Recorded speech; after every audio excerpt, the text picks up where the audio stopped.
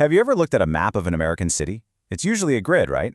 Well, today we're looking at a puzzle, a place that just doesn't follow the rules, Provincetown, Massachusetts. And it turns out that defiant spirit is built right into its streets.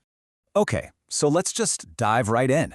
On one hand, you've got most of America. It's built on this simple blueprint, the grid. Straight lines, right angles, super predictable blocks. It's the signature of a country built by surveyors.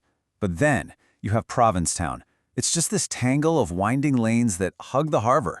There's no grid, no central square. Honestly, it seems like there's no logic to it at all. So that's the big mystery we're unpacking.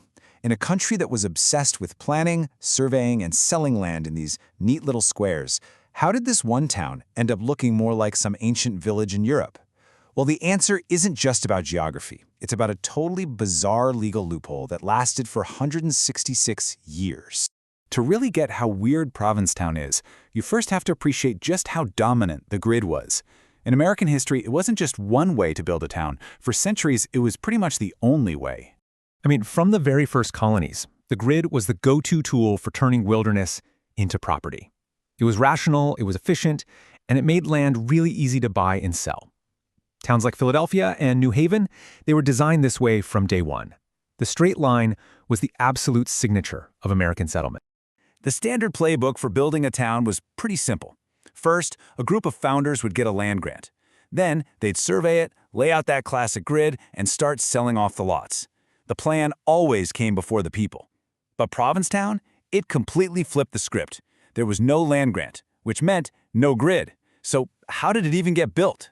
And this brings us to the absolute core of the story, a city literally built on a loophole. The reason Provincetown has no grid is actually shockingly simple. For the first century and a half of its entire existence, nobody actually owned the land.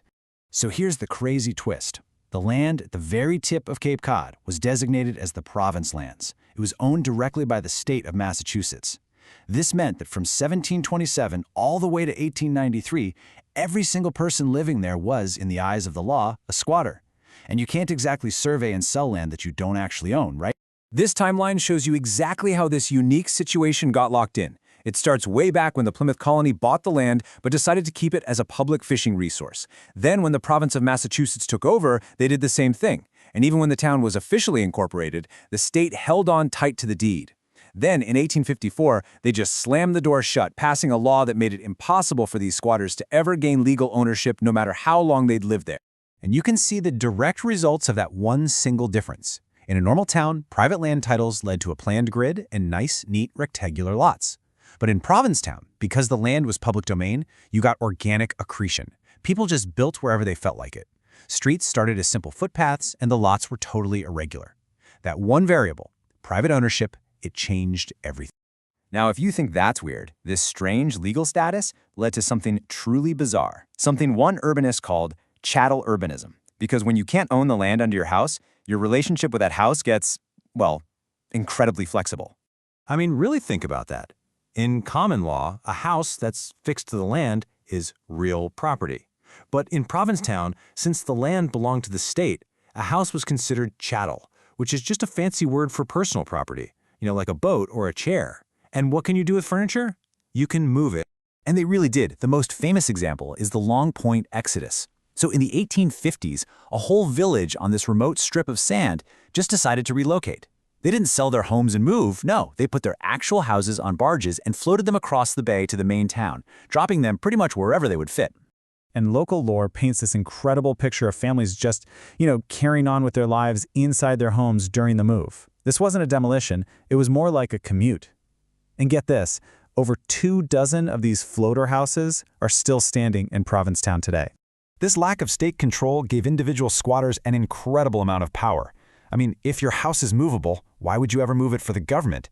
So when the county tried to lay out the first official road in 1835, this one guy, Benjamin Lancey, just refused to budge. With no clear legal authority to force him, the planners had no choice but to build the road around his house. And that kink in Commercial Street, it's still there today, a permanent monument to the power of a single squatter.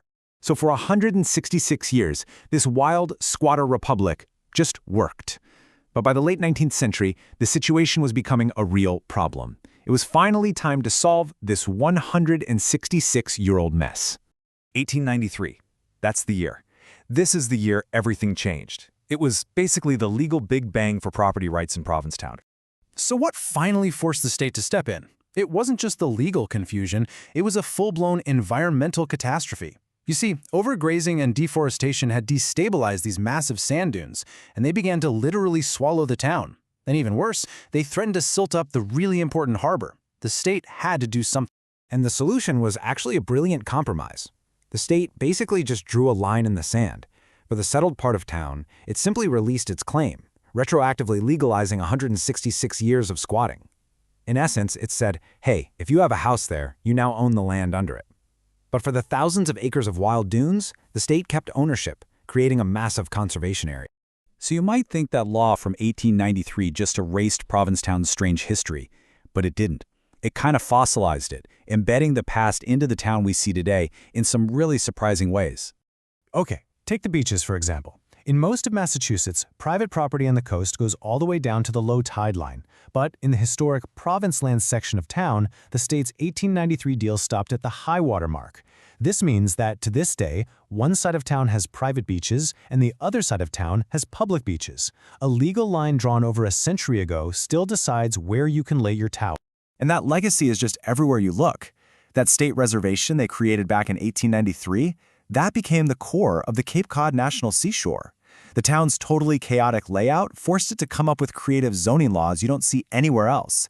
And, get this, the legal culture of the squatter republic is still around, with lawyers using these special quitclaim deeds, a hangover from a time when true ownership was always kind of a mystery.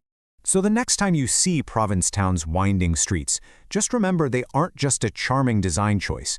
They're a fossil, the ghost of a unique legal past.